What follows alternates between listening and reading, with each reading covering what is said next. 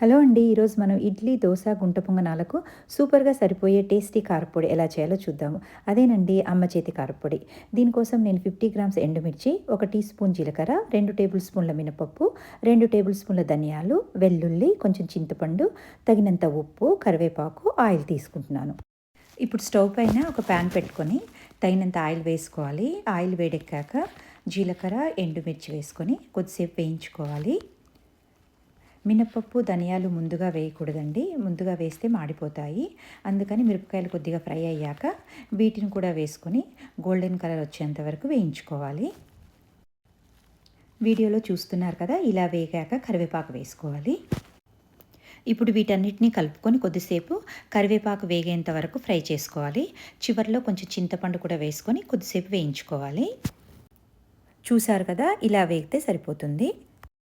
ఇప్పుడు stove off చేసుకొని వీటిని చల్లారబెట్టుకోవాలండి. చల్లారిపోయాయండి. ఇప్పుడు మిక్సీ జార్లోకి తీసుకొని ఒకసారి గ్రైండ్ చేసుకోవాలి. కారపొడిని మెత్తగా చేసుకోవద్దు, కొద్దిగా కోర్సుగా ఉంటేనే టేస్టీగా ఉంటుంది. ఇప్పుడు ఇందులో వెల్లుల్లి, తగినంత ఉప్పు, 1 టీ స్పూన్ అంత షుగర్ కూడా వేసుకొని మళ్ళీ ఒకసారి గ్రైండ్ చేసుకోవాలి. షుగర్ వేయడం వల్ల ఏంటంటే కారం, పులుపును బ్యాలెన్స్ చేసి టేస్ట్ని పెంచుతుందండి. ఇంతే అండి, కారపొడి రెడీ అయిపోయింది. దీన్ని మనం ఒక గ్లాస్ జార్లో నిల్వ చేసుకుంటే 1 మంత్ వరకైనా ఫ్రెష్గా ఉంటుందండి. ఇది ఇడ్లీ, దోస, గుంట పొంగనాలతో తింటే చాలా చాలా టేస్టీగా ఉంటుంది. ఈ పొడిలో కరివేపాకు, వెల్లుల్లి యాడ్ చేయడం వల్ల డైజెషన్కి కూడా మంచిది. అలాగే ఇమ్యూనిటీని కూడా పెంచుతుంది. నేనైతే ఈరోజు ఇడ్లీ చేశానండి. ఇక నెయ్యితో కలిపి తింటే అమృతంలా ఉంటుంది కదా! అందుకే అంటారేమో ఈ కారాన్ని అమ్మ చేతి కారము అని.